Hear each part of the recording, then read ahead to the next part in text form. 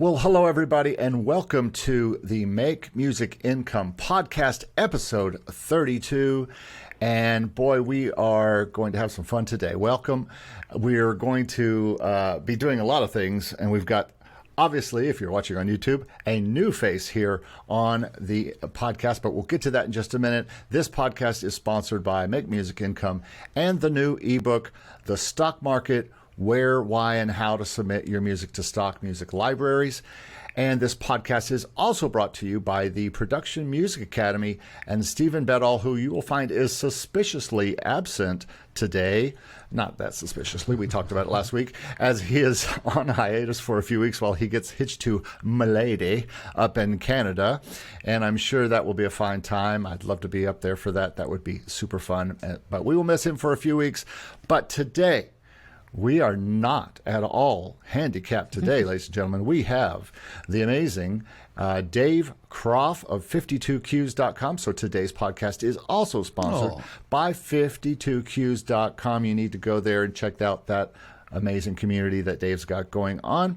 And today's topic with Dave here, it just made sense to really start to dive into something I've been wanting to talk about on our channel, and that is making music income as a music educator. Now, don't log off, because a lot of you are trying to find music incomes, and one is staring you in the face anywhere you live in the world, and that is the ability to use your knowledge and your background and your experience to teach others how to do what you're doing and bring income from that to help support you do all the other things you want to do with your little music ditties.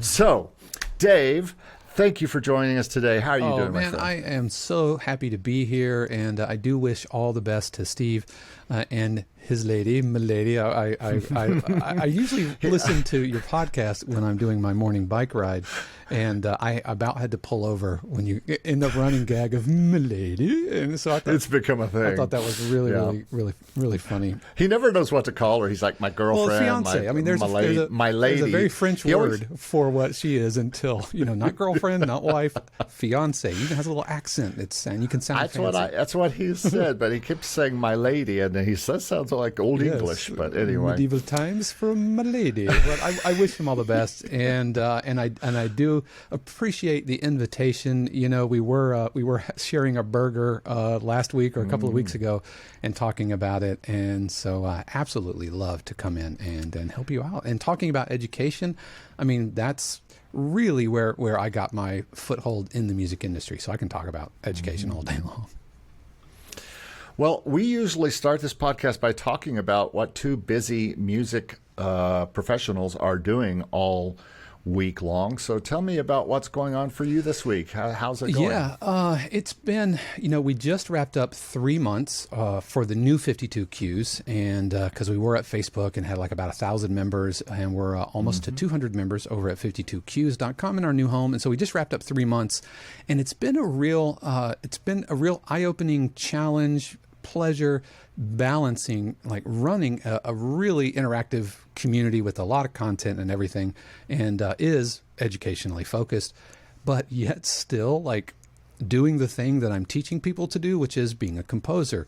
And so riding that line has been challenging. And so I think I wrote one cue last week, and I'm halfway through another cue, and I'm really looking to find times and be super deliberate with times. But I'm also having private lessons. Just this morning I had a lesson with a student from India at 6:30 in the morning. Yesterday morning I had a student from the Czech Republic, and that was at 6 a.m. And then this evening I have a student at 8 p.m. who lives on the other side of the country. And so all of these things, especially with education, they all keep me busy. But I just want to stay really focused and make sure that I'm keeping the main thing, which is being a composer. But wrapped up a cue for a library that I'm working with, ordering 10, I think, 10 or 12, I've lost count, 10 or 12 crime tension dramas, that drama cues, which are hybrid cues, meaning that they have orchestral and synth sound. So I'm a lot of Omnisphere, a lot of Symphobia and BBCSO, and really working that out and getting fantastic notes from the publisher, like really detailed notes, 500 words feedback. He even sent me an audio clip, like a 5-minute audio clip with feedback, and that's been super helpful. So once I get my kind of ego out of the way and realize that, you know, I'm not perfect, I don't have all this all figured out, and then realizing that what I'm doing is getting essentially a free lesson. And here we have a library willing to spend what I can only imagine is like 45 minutes writing and typing out all of this feedback. And so that's essentially been my week. Very, very busy. Very busy. Well, this is great. This really shows people who listen to our podcast. Dave is in a different place than Steve or I with licensing songs on the sync licensing side. We're both very involved in the stock world, whatever that means. It depends on who you are. I'm doing I do have something I want to pitch for tomorrow, which will be a video that will already be out when this video comes out and this podcast comes out. But it's a live I'm doing tomorrow to talk about my stock music income for the first 6 months of this year. I did a year wrap up last year, just to give people a realistic view of what kind of music, what kind of income that I am seeing from it. I have some different rules this year for stock music and how much time I allow myself to spend on it. But the experiment from last year where I spent so much time on it, and then I showed what I made. And so I'm going to kind of talk about it. Things have changed radically in the stock world, and they continue to change all the time, which is bad because I just put out a book about stock music and how to do things. And I only made an ebook because I couldn't imagine updating a course on the stock and I got to say world. that the title of that book is stellar. I am jealous of that title, The Stock Market. I mean, that's a chef's kiss moment right there. Well done. Well, thank you. Done. Well, I am super excited about it. It's doing very well. I get sales every day, which is neat, and I don't sell it for very much.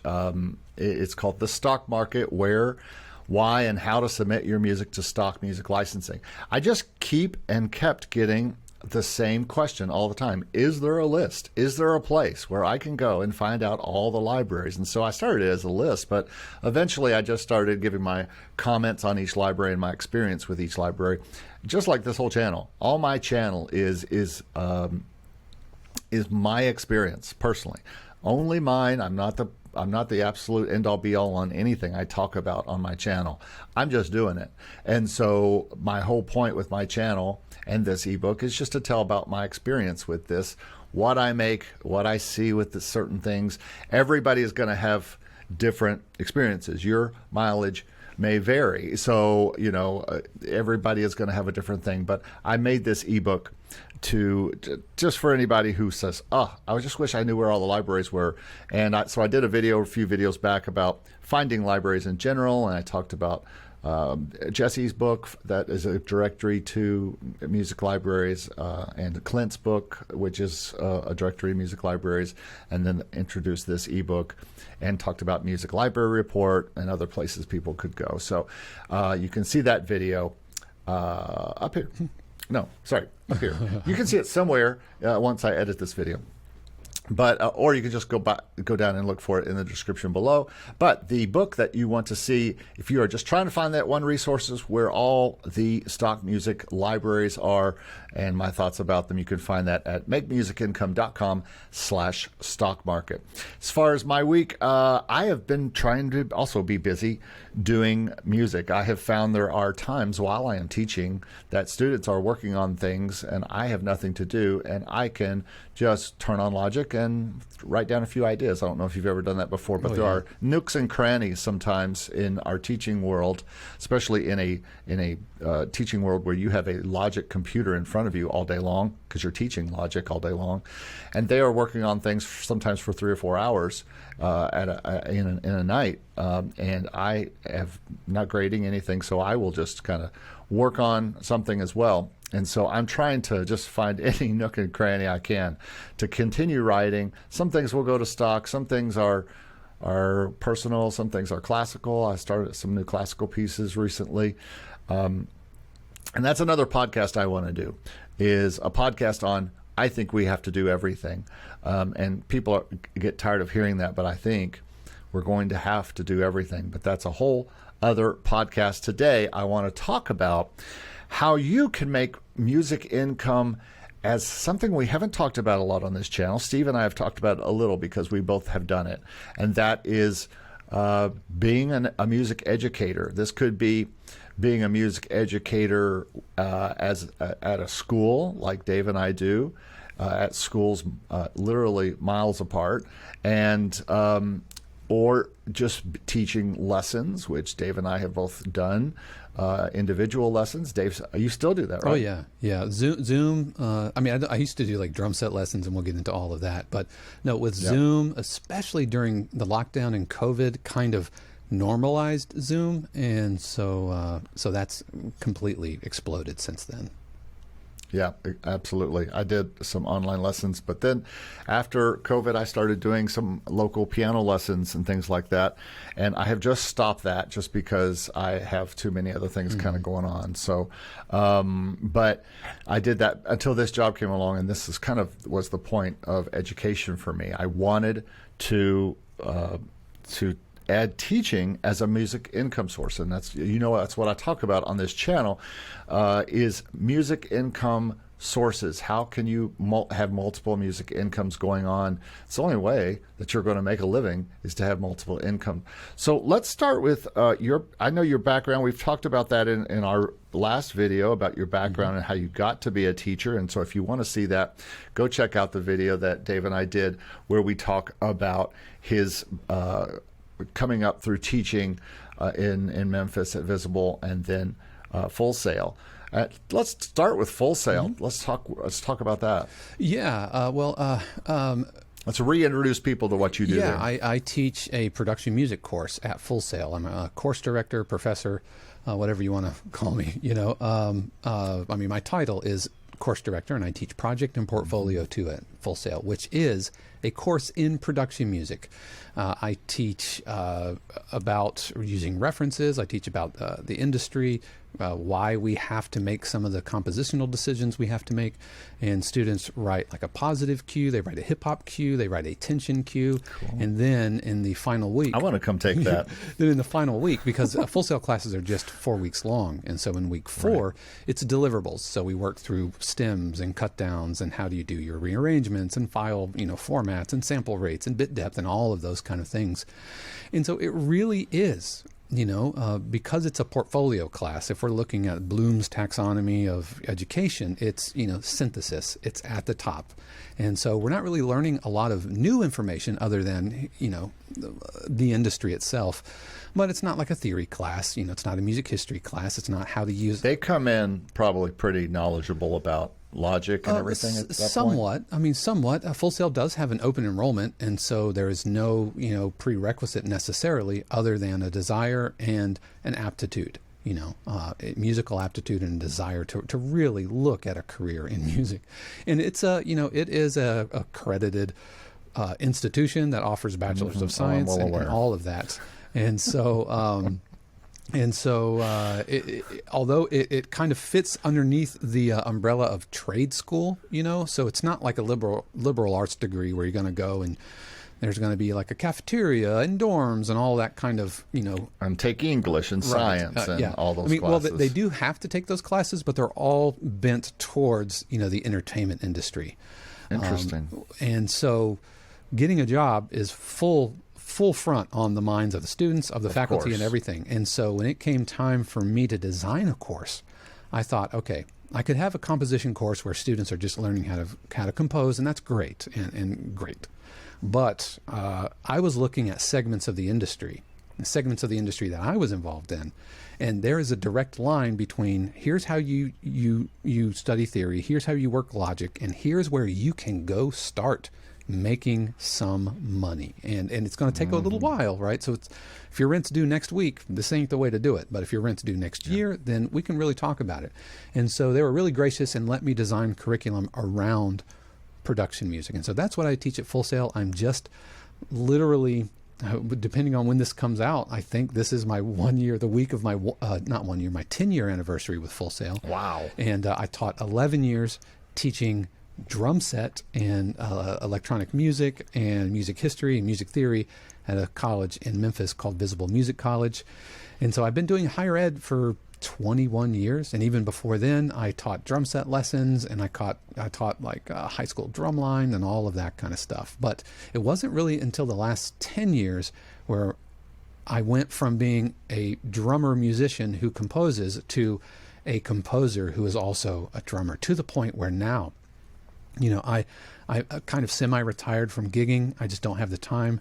And I'm a drummer, and I'm too old to like schlep gear, and go play some, smoky bar until 4 a.m. You're not too old. You just don't want to. Man, my back begs to differ for that. Oh my gosh, schlepping gear. It makes me wish I played harmonica professionally and just show up but when I came to Memphis, because I did so much drum set stuff, when I came to Orlando, I did so much drum set stuff that I started teaching drum set lessons, right?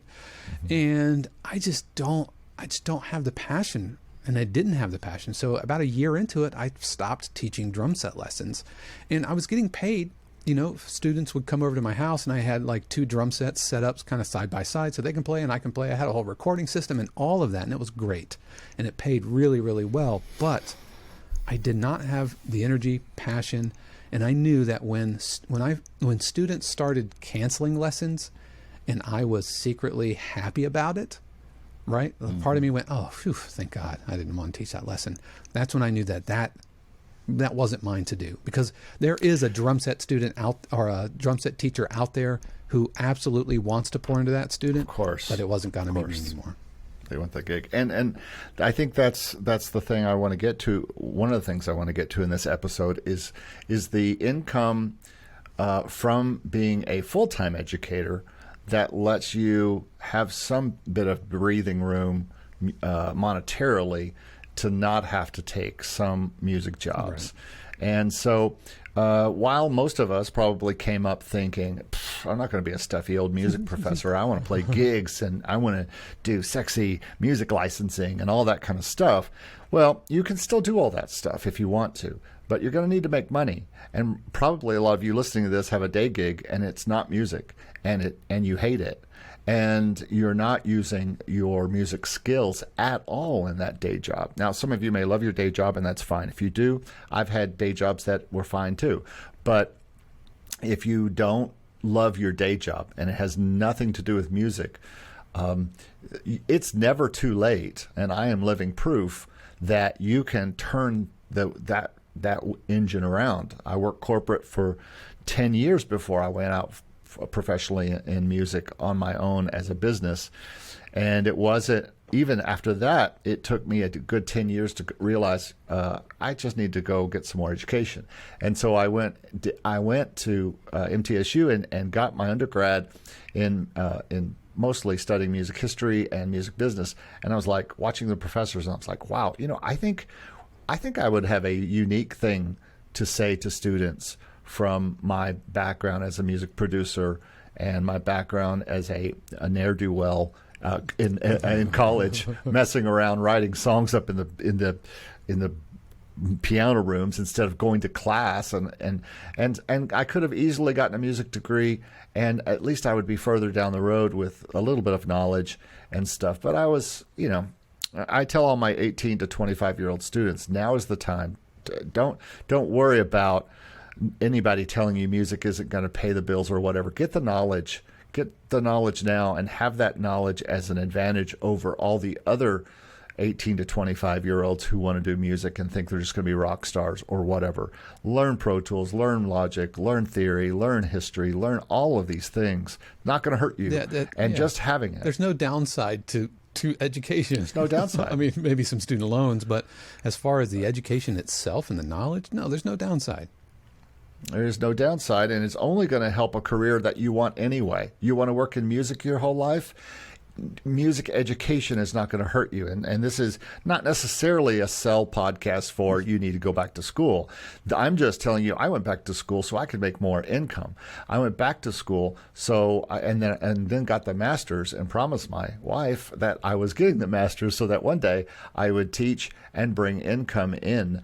And just this year alone, once I get through a full year with this teaching job I'm doing now, will have paid for both my master's and my undergrad and more as far as paying it back. So I'll be in the black as far as the money that I've spent on school. Because when I got done with my master's, I said, the only thing I'm doing at this point is they're going to have to pay me to go to school. I'm not paying to go to school anymore.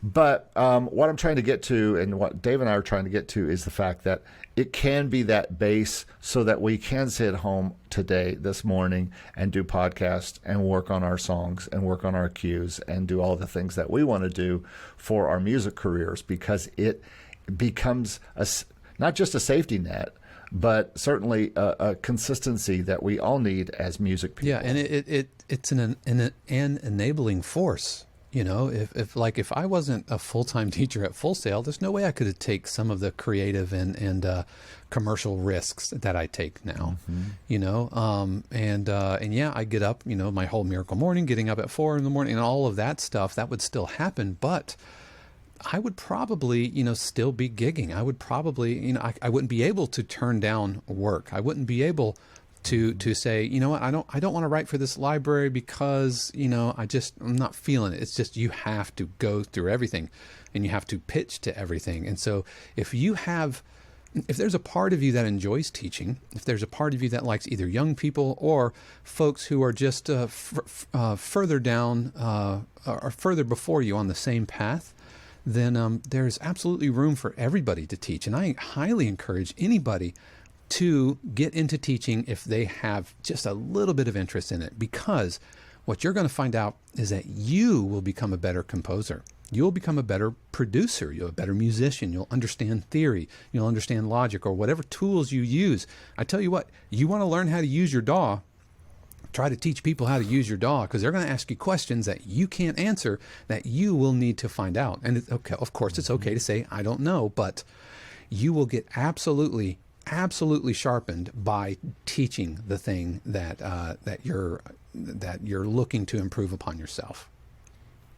Probably if you had asked me 10, 20 years ago what I thought was most important, I would have said going to Nashville and being around the best musicians and engineers in the world and being in those studios and getting that experience. And I still think that is not a bad thing. If you have a music center near you, or you can go to one and do work, it's great education, it's great experience. But when you have already gone to school, and this isn't a commercial to go to school, but either Full Sail or First Institute where I work, I'm sure Full Sail has online things. So they both have online possibilities to learn. And boy, I have learned just as a teacher, Logic things that I have not been using. Shortcuts in Pro Tools and Logic that I either forgot about or have just jerry-rigged on my keyboard somehow, and it's as easy as pressing R to record in Logic. There's something that I teach in my class today that is a direct result from a student saying, why don't you try this? And I'm like, I didn't know that was a key command that you could use, and it radically changed how I do specifically cut downs. And so I teach it today, and it was about being open and willing and teachable yourself, and it will absolutely grow you as a producer and composer. For years, I've been assigning F keys and different things for different things, like join or automation or record. It's just as easy to hit A for automation. Mm-hmm. J. Yep. I don't even know if maybe those have always been a thing or maybe they're recent things. I don't know. Because I've been using Logic since literally the 90s. Long before Apple days, owned wasn't it. eMagic, and it was on PC, and there was a free version and there was a project, there was something called Logic Fun. I don't know if you ever heard of that, but it was like a free version that came on CD, and you could just they just handed it out so people would get used to it. And it was a sequencer. It really wasn't an audio program. It was like Cakewalk. It was a MIDI sequencer, and you just used it to control your keyboards. We didn't have plugins of those days. There was no such thing as a plugin. But so yeah, I have learned so much with Logic, and it has made me such a faster and better Logic producer. And now I don't use Pro Tools personally that much unless I am getting files from Nashville, where they always send me Pro Tools files. But that's a lesson. If you're going to go to Nashville or New York or LA or London or any place likely that is a music center and is a professional studio that is going to be recording you and your music, or you're going to be working there, most likely they're going to have Pro Tools as their main DAW, just because it's the industry standard, like it or not, for recording. And this is what we talk about in our class, because we are a recording school. That's all my program is a recording program. There's not much room for songwriting and for music history and for music theory. There's a little bit. I start teaching music theory in about 2 weeks to this group, but it's 2 weeks. 2 weeks of music theory that, we pack in basically a semester of music theory 1 into this 2 weeks. That's a tall order, man. Oh, they're like, what? And I just try to, the circle of fifths, it's like, just try to understand this. If you can understand this, you'll kind of understand things. But, I mean, again, we're trying to teach people, and a lot of people even listen to this podcast, what is a dotted 16th note, and what does it mean, and all those kind of things, and just, it's not about using it. Like, thinking about it as you're working in your DAW, am I doing a dotted 16th or 8th note or what? Although you do need some of that information for quantizing. You need information like that for just general use, and to talk to other musicians saying, could you do 16th instead of 8ths, on this part or something. So music theory is helpful, and teaching music theory and teaching these basics, I think, is important for people, so that they can then have that knowledge when they go out to studios or work with other musicians and do collabs and stuff. Yeah, and was it you that turned me on to Graham Cochran? I think that podcast. I mean, his whole thing is like, make money with what you know, because if you know something that somebody doesn't, then you can absolutely leverage that into some kind of income. And you don't have to have a master's degree. You just have to know something that somebody else wants to know.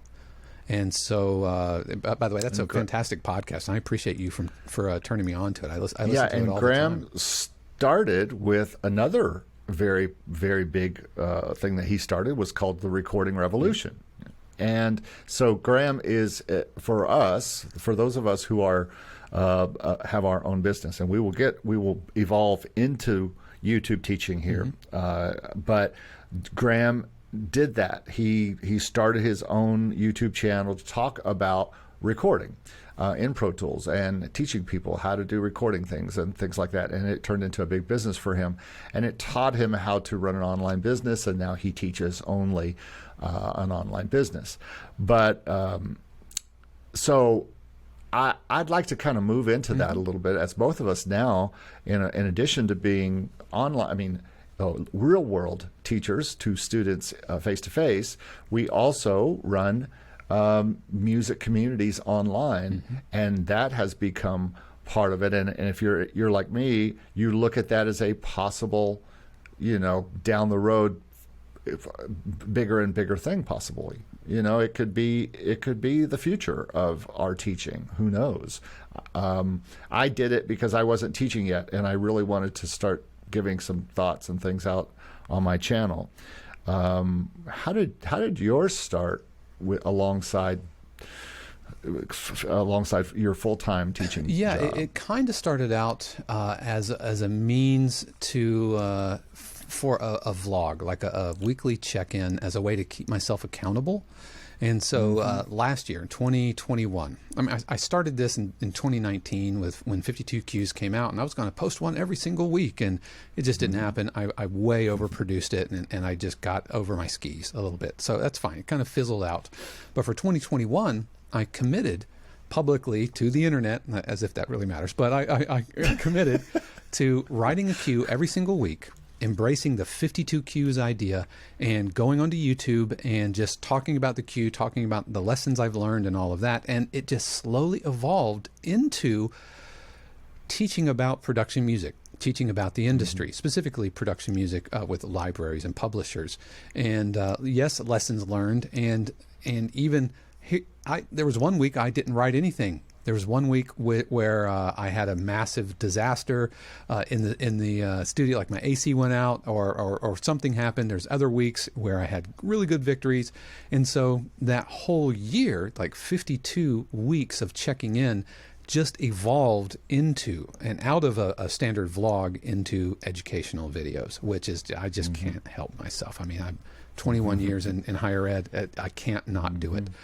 And so then in 2022, when it came time to kind of like pivot, what's 52 Qs going to be about, that's when I really embraced the weekly topic. I'm no longer featuring my Qs in the YouTube videos, and it's very, very educationally focused. But it's not like tutorial videos, which is cool. But there's so many other folks out there, so much more talented than I am in production side of things, and let's look at logic, and here's how you do this. And I do a couple of those things, but it's all about the industry and understanding and learning about the industry and how cues are written.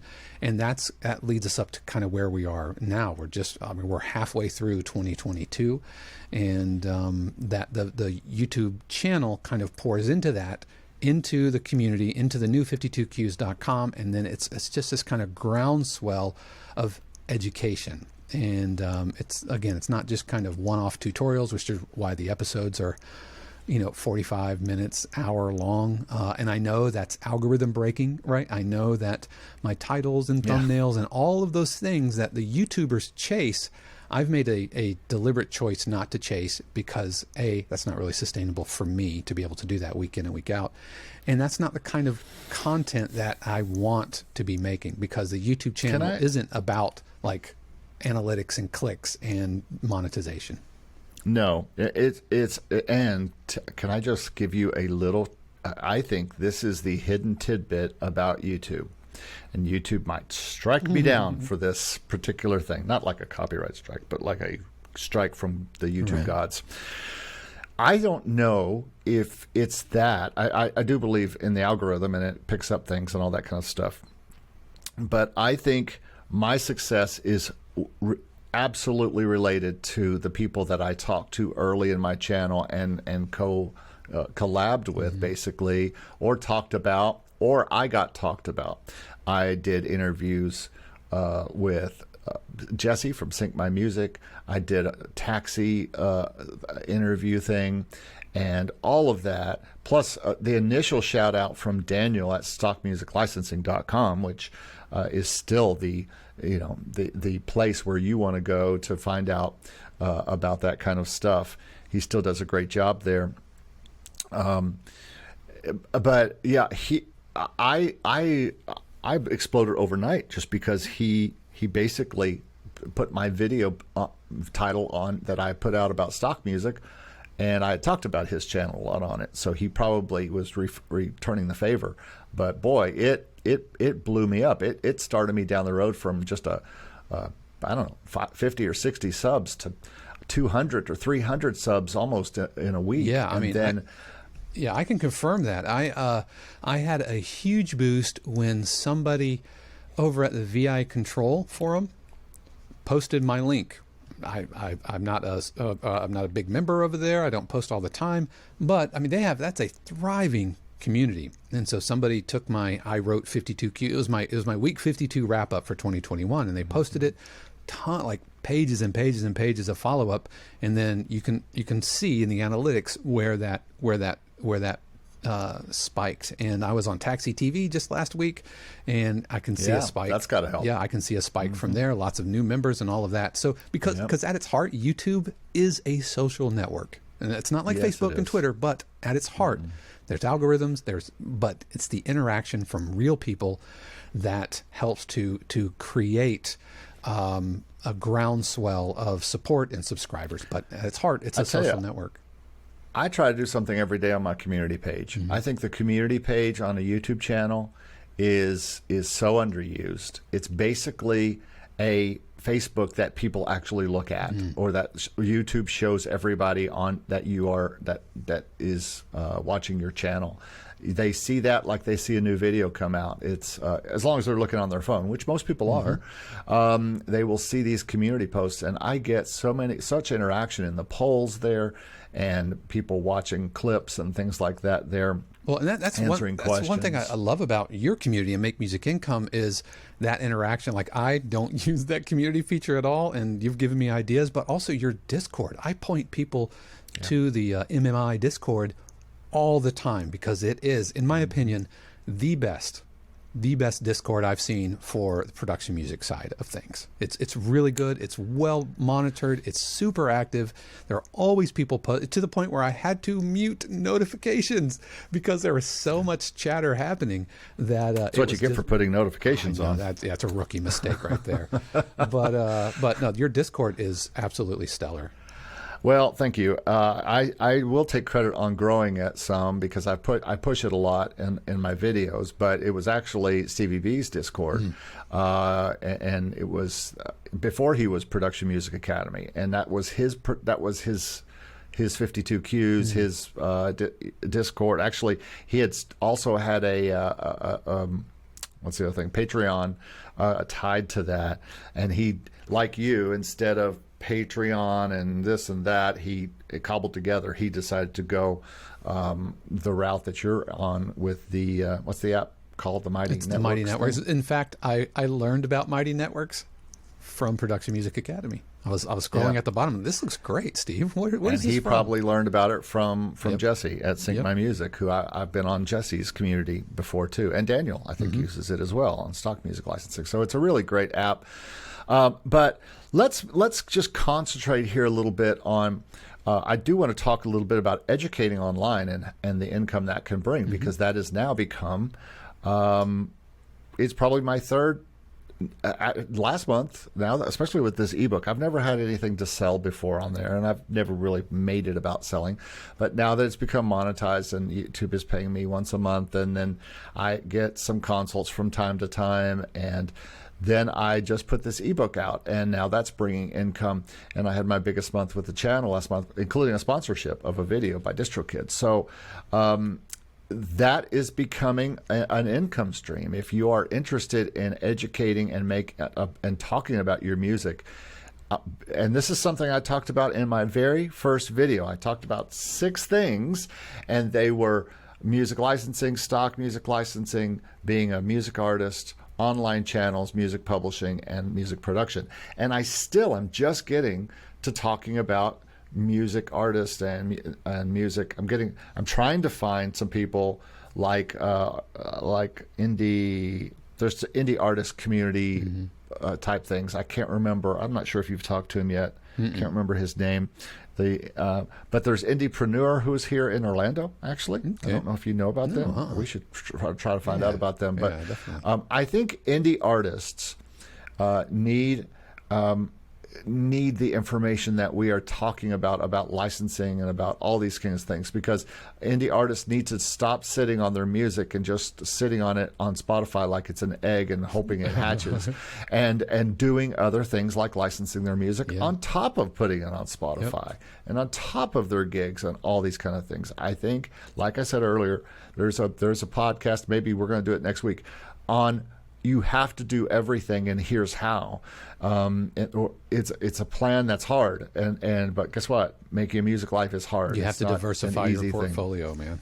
Have to diversify. So teaching online for me has become. At first, it was just a thing to do, and like your channel, just kind of. I think I had done a YouTube channel kind of start the year before for creatives. I've run a blog for 20 years called For the Creative Soul, and it's been a creative blog mostly focused on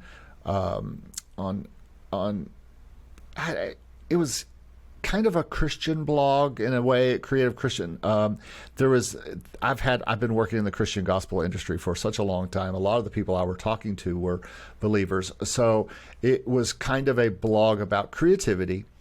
And that creativity came from God, basically. And so that was a place I was going to teach from. But to be honest, I kind of have been doing it for 20 years, and it's very, very hard to reach creatives, like the world of all creatives. It seems like it'd be an easy thing to do, but it's really tough because it's such a broad type of topic versus people who are focused on making music income or people who are focused on doing cues every week. We have specific audiences that we serve with our YouTube channels and as educators on YouTube. And so that makes it a little easier. And so I had a little practice trying to start that channel, but it just didn't go. And so I kind of just sat it down. And then I decided one day that I wanted to talk about my music income. I wanted to get involved with the Jessies and the Steve and the Daniels and talk about my experiences, because at that time I was having music licensing and stock licensing experiences and as a full-time music maker and a music producer. So that's how my channel came about. And now it has become a bona fide music income that could eventually become a larger one. I'm just at the crossroads, and maybe you could talk about this, because I'm sure you think about this from time to time. How does it grow from here, or does it? And are we at the place where are we at the top of where we can be with this? You ever wonder if you have a couple thousand subscribers? Is that it? Yeah, right. This is it. Top of the mountain. Everything's all downhill. Well, yeah. One thing I like about your channel is it's much broader in scope than my channel, right? And 52 Cues and what I do is so like production music, learn how to do library and production music. But that's all it wants to be. And so for my channel, it's because monetization is not even just a secondary consideration. It's a tertiary or quaternary consideration. Monetization. Ooh, if it happens, those are really educator words right there, Dave. It's as if I have a graduate degree. The LSAT and all of that, or it wouldn't be the GRE. I say that all the time. If I say a big word, my wife looks at me, I go, master's degree. Yep, student loans. But it's so far down, whereas make music income, is a much broader field, and I think lends itself towards so many more topics that you can talk about, and just kind of nuggets and throwing these things out there, because you're going to have songwriters, you're going to have educators, you're going to have sync folks, you're going to have artists, and you're going to have producers and engineers and audio front of house people. That's a really big tent. Versus me, which is like a little teeny tent. I got my little card table lemonade stand, right?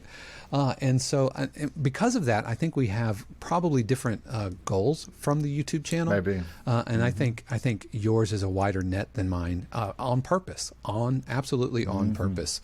And that's okay. I think that's what gives both of our content value. The same way that your content is different from Stevie's, right? And it's different from mine, which is different from Jesse's, right? We all have, there's a lot of overlap, but we each kind of have our lane, and I feel comfortable staying in mine, and it is what it is. And I'm, as of this taping, I'm almost about 1,900 subscribers, but you've about lapped me by now, I imagine.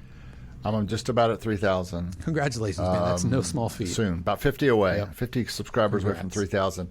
Yeah, I see it as, because I think about, when I look into something, like when I looked into stock music last year, and I'd never heard of that, or if I hadn't thought about doing it. But then I thought, hey, I've got all these songs just sitting on my hard drive. I'm going to throw them all out there like a dump truck and dump them all in. I'm not like Steve, who writes very specifically for the stock world and therefore makes more income from it. I just dump everything that I make in there. I don't care what it is. I don't care if it's a dumb little reggae thing that I just make on Logic, if it's a cue, if it's a a lo-fi thing or if it's an orchestral thing. It could be stuff that I made 20 years ago that's still very good. It could be a lot of things. And so I just dumped it all in, and I did that experiment just to see, and also as fodder. Well, actually, I was doing it way before I started the channel. I was doing it 6 to 9 months before I did the channel. But it's great things to talk about. Like my video tomorrow will be about stock music, and I don't want to make my channel about stock music. I don't want to make it about sync licensing, and I don't want to make it about artist income and educator income. I want to make it about all music income. That's the name of the channel, Make Music Income. And so I'm really trying to help, because this is what I wanted to do. I wanted to make music income and do only music. And really in my heart, I want to compose only and educate. Composer and educator is where I've been trying to get for about 10 or 11 years. And now I am here. And so now it's like, what next? How do I grow this next? That's probably another video coming out. How do we move to the next level? Because but I still have publishing to talk about. I really haven't talked about publishing, and that's such a wide field. And I've got great contacts in Nashville I could have on and talk about publishing things. The real skinny about copyright. The real skinny about what music publishing is. Most people don't understand. See, I'm going to be listening. I'm going to be listening and following that, because I am like composer producer, the publishing library side of things. That's still a murky gray foggy area of the map. It really is. And so I just need to get some of my folks from Nashville on there and talk to other people. I want to continue to try getting, the hardest part about this channel is getting artists to come and try to learn stuff. Artists just want to be artists, artists be artists. Bless and affirm you, go do your thing. But they just want to get up on the stage, or so they say, or they just want to record their stuff and say, look at me, I did this. But getting them to, and all the while saying, I just want to make my living in music. But the problem is, just being an artist sometimes isn't going to do it. And you're going to need other income streams, and like being a music teacher. And that's why so many people go to school, they get music degrees, and they end up maybe being a teacher at a school, and they're like, this isn't what I want to do. I want to be a big artist or whatever. Well, then you need to put the onus on yourself to teach and do, just like Dave and I teach and do. We teach because, what's the old saying? If you can't, those who can't do teach. Those who can't do, BS, teach. And in our case, our schools specifically want us to be working so we can teach from working. That's right. In other words, we're not teaching based on saying, oh, yeah, you can do this. Now, we don't do it anymore, but you can do it. We do it all day long. That's one of my favorite things about teaching at this school, or teaching students in general, is to be able to walk in and say, I was in a session this morning with guys in Nashville, and this happened, and here's the chart, here's what it looked like, and here's what it sounds like when we were done. The reality of actual music work, I think, is so effective in teaching. And so you got to think about that as like, oh, I don't know if I'd ever want to be a music teacher, because I'd just be teaching people and I wouldn't be making music. Kind of true, kind of not. You can do both at the same time. Dave and I do. We are living examples of people who, when we're not working, we are doing our own thing and having a blast doing it. Our YouTube channels are creating and are composing. All that kind of stuff. Yeah, it's all part of the music biz, and I would much rather do this than working third shift at American Express, which I've done, working at a discount theater, which I've done, working retail, foods, or whatever.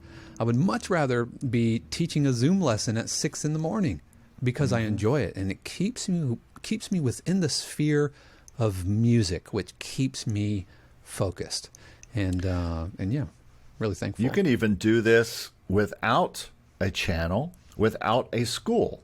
I have one guy I worked with last year who found me on my channel. I did some consulting with him, who has 40 students, 40 piano students. Now, it's a lot, and it's taxing sometimes, but 40 students provides an entire income for his family, basically. He's now getting into stock music and other kinds of and gaming music and things like that because of what he does. But you know, it's a way that you can make income today. You can make income next week by finding those students. Make yourself some business cards. I started with business cards back in the day and just handed them out. Online things, Facebook ads. You can easily start a studio in anything you are teaching, any instrument you want. Just like Dave said, somewhere there's a drum teacher wanting to teach you drums. And I worked for a great company here in Orlando area. Actually, they're in a couple different areas around the United States called Lessons in Your Home. And you can find them online. And they offer not only teaching to students, but teaching jobs for you. So if you're interested in teaching things, there are companies out there that are looking for qualified teachers that can teach instruments all day. I mean, they are absolutely really looking. Go to Indeed.com and just type in music teacher within 50 miles of your home, and music stores, especially now that everything's opening back up, they're all looking for everything, like ukulele, flute, guitar, hand drums, whatever. 100%. Or go put your business card on the cork board at Starbucks or at a Guitar Center or Sam Ash or music retailer near you. I mean, absolutely. If you have that bone in your body where you feel like kind of pouring into somebody, because I think it is only fair to the student that you don't approach it necessarily from just the transactional nature of I know how to play guitar, I want to teach guitar, they give me $50 or $75, end of deal.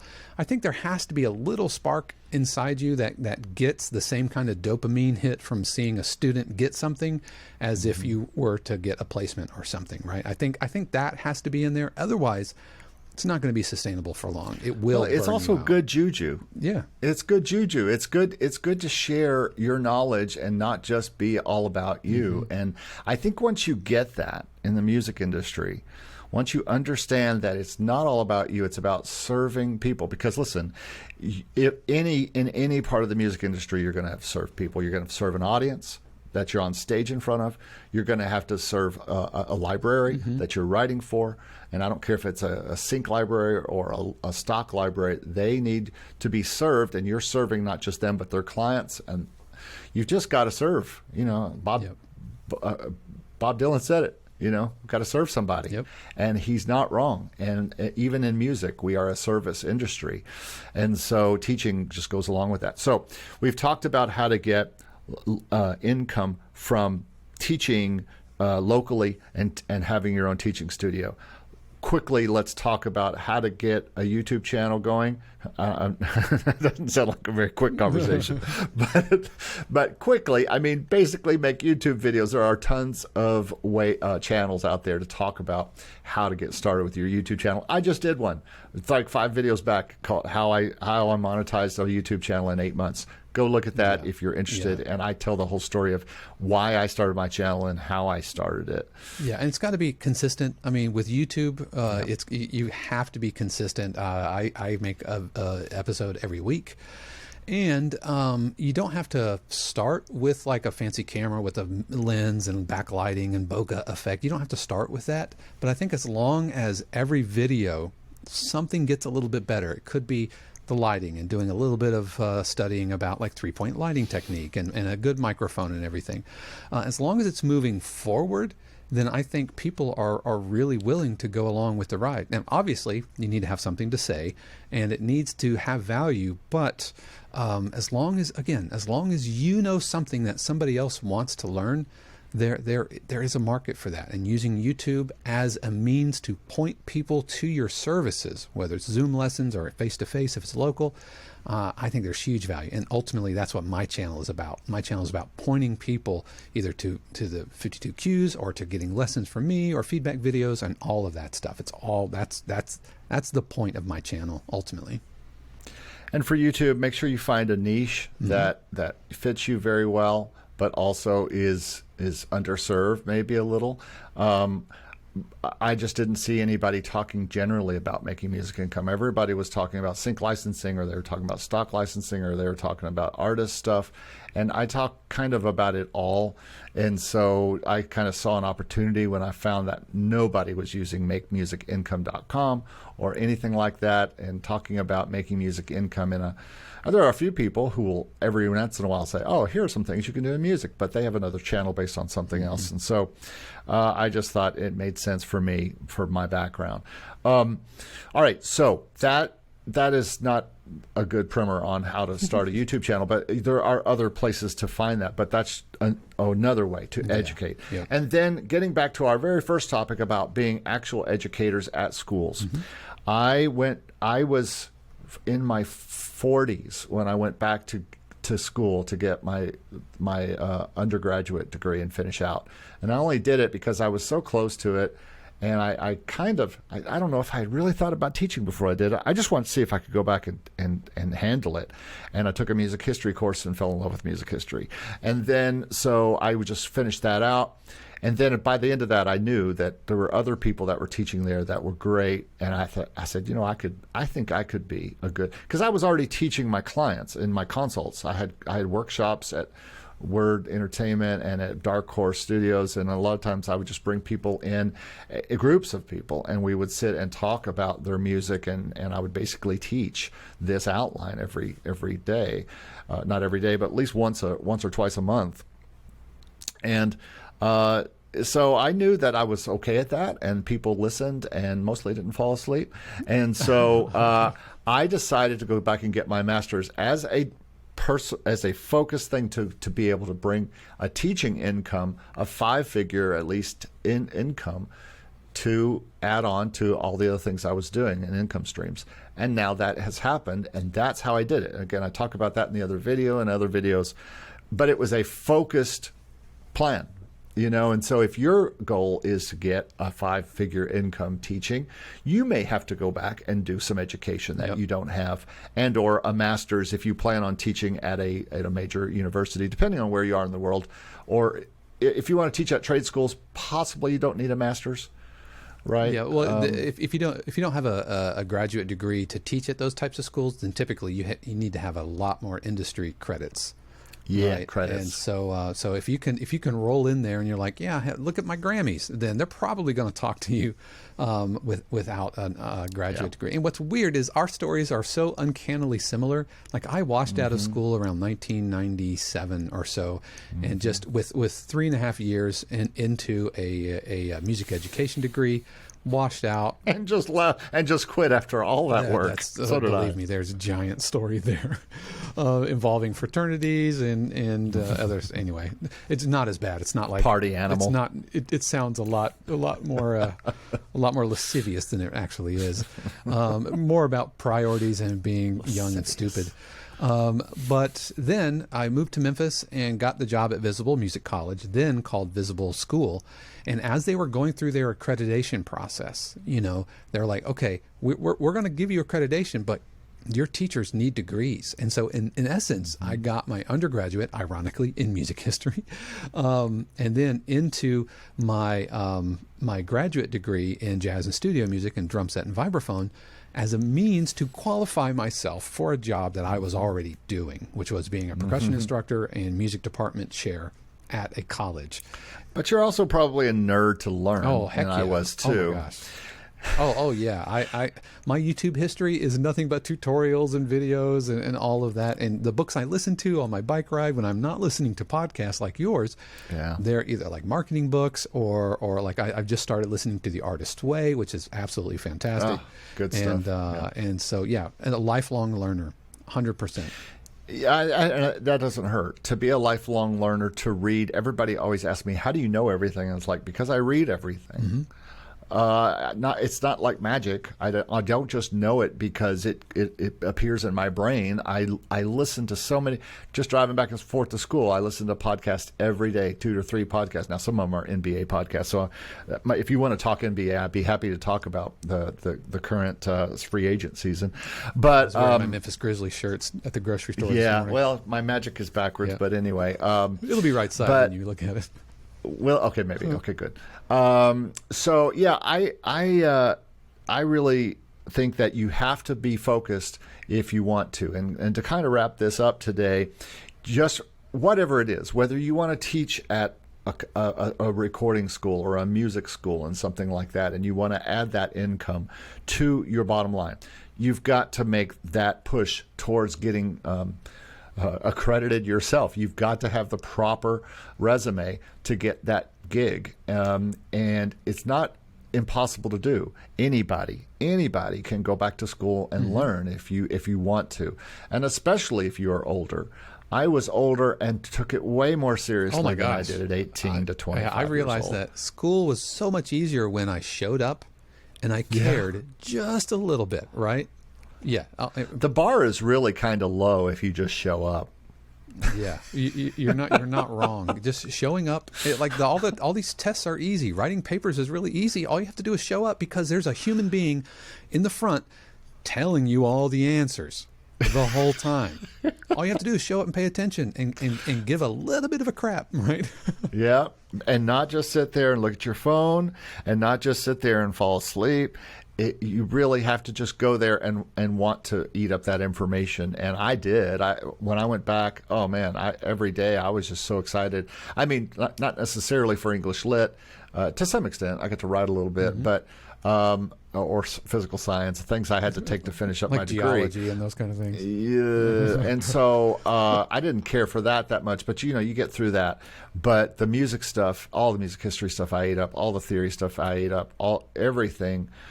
Music business stuff I ate up, and I'm telling you that, and you can take degrees at Full Sail, at First Institute online, at Berkeley online, and you can get that information and get those certificates and things like that, and those do help you get jobs to teach along with your background, with your music background. So if you're currently doing music licensing or you've been an artist on stage for years, that all helps your music resume. You'll be a rock star if you show up and just maintain eye contact with the instructor. I tell you what, the instructors know. From somebody who has been 21 years on the other side of the lecture hall, the students who are maintaining eye contact and actively dialed in, they're the ones who are going to go out and succeed. Of course, we're kind of getting into other topic. It almost, we're getting into teacher talk here, where what motivates us as teachers and what keeps us going.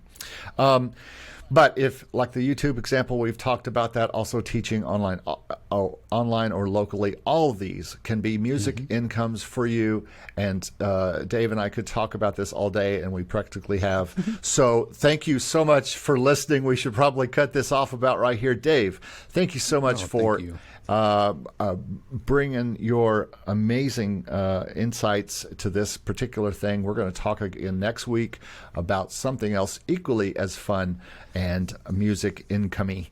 I appreciate you having me, and I appreciate being Joan Rivers to Stevie's Johnny Carson. Hashtag, I'm old. I've got gray in my beard. More like Jay Leno, I think. Didn't Joan Rivers, didn't she sub for Johnny Carson? She was the big sub for a long time. Yeah. But I see you more like a Jay Leno. I appreciate that. Yeah. Funny, Shade. I think you're funny. Joan Rivers shade. No, I think you're funny. No, I was saying you're throwing shade at Joan Rivers. Yeah, I think Jay Leno was probably funnier. Although, anyway, why are we talking about that? I mentioned Johnny Carson, a nice current reference for all your YouTube followers. Yes, I'm sure they all know who Johnny Carson is. Oh my God! All right, well, thanks again so much for watching and listening to this podcast. Go to 52cues.com if you have not, and check out Dave's channel and his community. It is great. And if you are interested in stock licensing, I do have the stock market ebook out. Take a look at that. It'll all be in the description below. And make sure also you check out our wedding boy, Mr. Steve Bedall, at his links down below. And we just thank you so much for watching and listening again to our podcast. And we hope that this has helped you maybe find a new possible income stream for you, as always, on this channel. We'll talk to you next time. Thanks so much.